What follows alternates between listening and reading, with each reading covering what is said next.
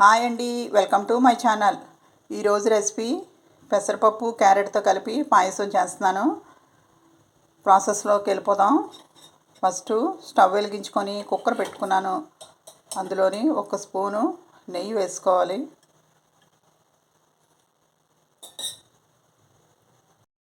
నెయ్యి హీట్ ఎక్కింది. ఇప్పుడు ఈ కప్పుతోని పెసరపప్పు తీసుకున్నాను.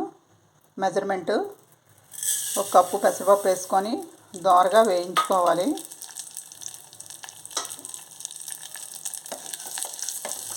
సిమ్లోనే వేయించుకోవాలి.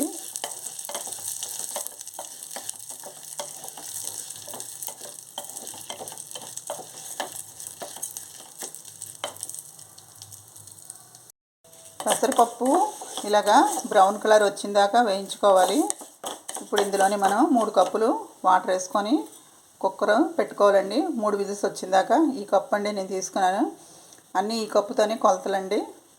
1 కప్పు పెసరపప్పు, 1 కప్పు బెల్లం, 1 కప్పు క్యారెట్ తురుము. ఇప్పుడు ఇది మనం వాటర్ వేసుకుందాం. ఇందులో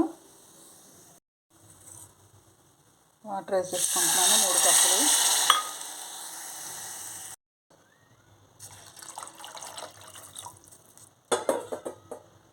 మూడు విజిల్స్ వచ్చిందాకా పెట్టుకుందాం. ఇప్పుడు ఒక ప్యాన్ పెట్టుకుందాం.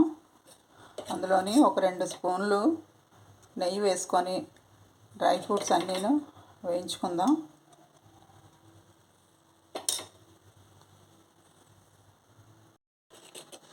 నెయ్యి కరిగింది. ఇందులోని డ్రై ఫ్రూట్స్ జీడిపప్పు, బాదాము, కిస్మిస్ వేసేసుకుంటున్నాను. మాడకుండా జాగ్రత్తగా వేయించుకోవాలి. దోరగా వేగిపోయి ఇప్పుడు తీసేస్తున్నాను.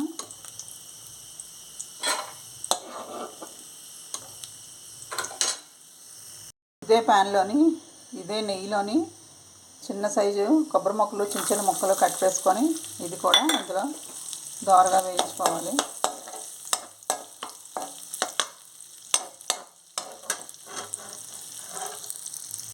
కొబ్బరి ముక్కలు కూడా వేగిపోయి ఇవి కూడా తీసేస్తున్నాను.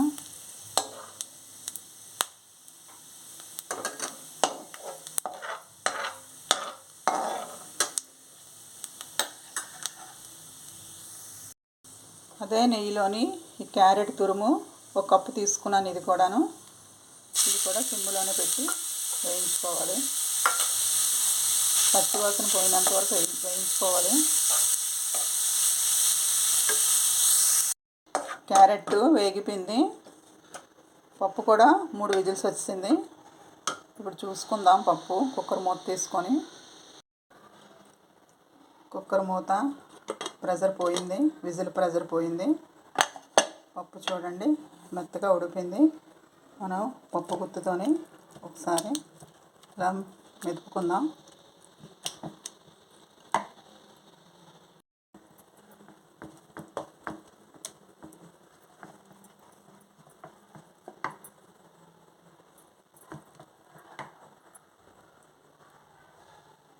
పప్పు ఈ విధంగా ఉండాలి. మరీ మెత్తగా ఉంటే బాగోదు. మనం నేతిలో పప్పు వేపాం కదండి, అందుకే పప్పు ఇలాగే వస్తుంది.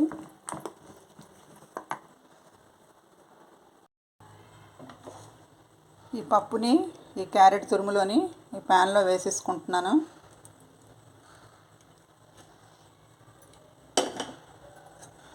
ఒకసారి కలుపుకోండి.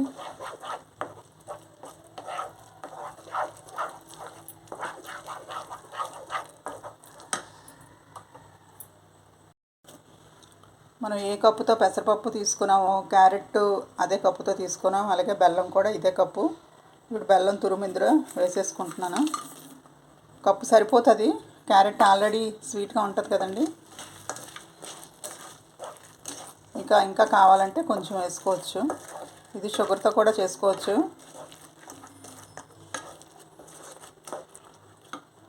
ఇప్పుడు కొంచెం ఇది ఉడకాలి. ఈ బెల్లం అంతా కొంచెం కరగనిద్దాం. బెల్లం కరిగిపోయింది, కొంచెం దగ్గర పడింది. ఇప్పుడు మనం ఇందులో ఇందాక నేతిలో వేయించుకున్నాం కదండి, ఇవన్నీ ఇందులో వేసేస్తున్నాను. మళ్ళీ ఒకసారి కలుపుకుందాం.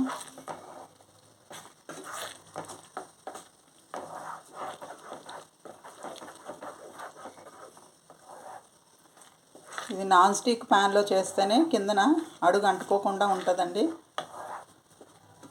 లేదంటే తొందరగా అంటుకుంటుంది, అడుగు మాడిపోయే ఛాన్స్ ఉంది. ఇప్పుడు మనం ఇందులోని ఇలాచీ పౌడర్, ఇలాచీను నేను షుగరు 2 కలిపి మిక్సీ పట్టించుకొని ఉంచుకుంటానండి.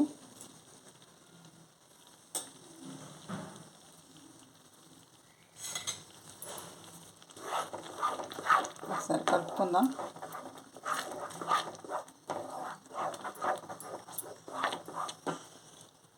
స్టవ్ ఆపేస్తున్నాను. తర్వాత ఇది చల్లారాక మనం పాలు వేసుకుందాం. ఎందుకంటే బెల్లం వేసాం కదండి, పాలు వేస్తే మళ్ళీ ఇరిగిపోయే ఛాన్సెస్ ఉంటుంది.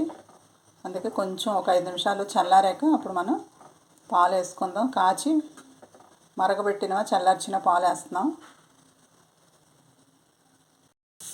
పాలు వేసేసుకుంటున్నానండి.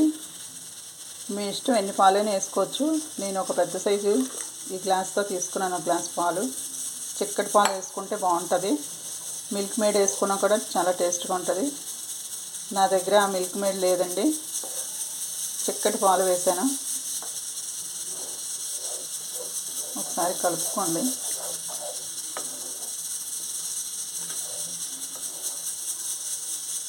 ఇది చల్లారాక తిన్నా బాగుంటుంది, అలాగే ఫ్రిడ్జ్లో పెట్టుకొని తీసుకున్నా తిన్నా అప్పుడు కూడా బాగుంటుందండి.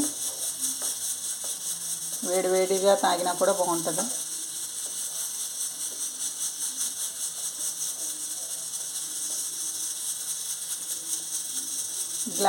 కప్పు పెసరపప్పు, కప్పు క్యారెట్, కప్పు బెల్లం అండి, 3 సమానంగా వేసుకోవాలి. మిగతావన్నీ డ్రై ఫ్రూట్స్ అన్నీ మీ ఇష్టం, పాలు కూడా మీ ఇష్టం. డ్రై ఫ్రూట్స్ మీ దగ్గర ఏమున్నా ఎన్నున్నా వేసుకున్నా పర్వాలేదు. ఇప్పుడు మనం సర్వింగ్ బౌల్లో తీసుకుందాం.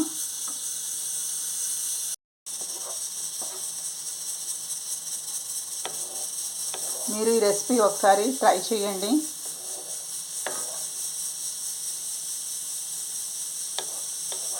పప్పు నేతిలో వేపాం కదండి, దీని స్మెల్ ఇంకా బాగుంటుంది, టేస్ట్ కూడా బాగా పెరుగుతుంది.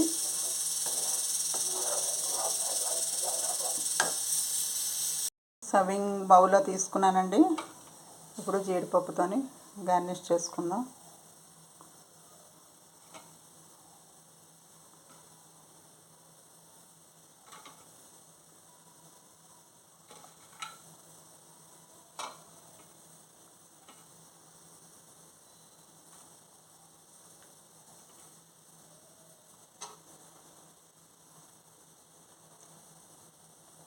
నా వీడియో కానీ నచ్చితే లైక్ చేయండి, షేర్ చేయండి, సబ్స్క్రైబ్ చేసుకోండి, బెల్ ఐకాన్ క్లిక్ చేయండి. చూడండి, యమ్మీ యమ్మీ పెసరపప్పు క్యారెట్తోని పాయసం. ఉపవాసం చేసేవాళ్ళు శివరాత్రికి ఉపవాసం చేస్తారు కదండి, ఆ టైంలో ఇలాగా అన్నీ నేతితో వేసినవే కదండి, ఇలా చేసుకొని తింటే చాలా హెల్తీగా ఉంటుంది, మనకి కూడా పొట్ట నిండా ఉంటుందండి. ఇది నైట్ మనం ఒక్కోసారి చేసుకున్నా, ఇది డిన్నర్ కింద కూడా ఇలాగా చేసుకుంటే ఆకలి అయ్యేదండి.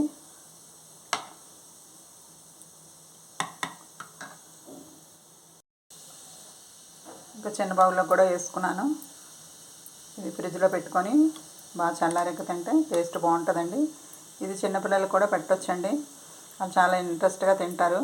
అందులో మనం షుగర్ యాడ్ చేయలేదు కదండి, బెల్లం ఒకటే కదండి. ఓకేనండి, బాయ్ అండి.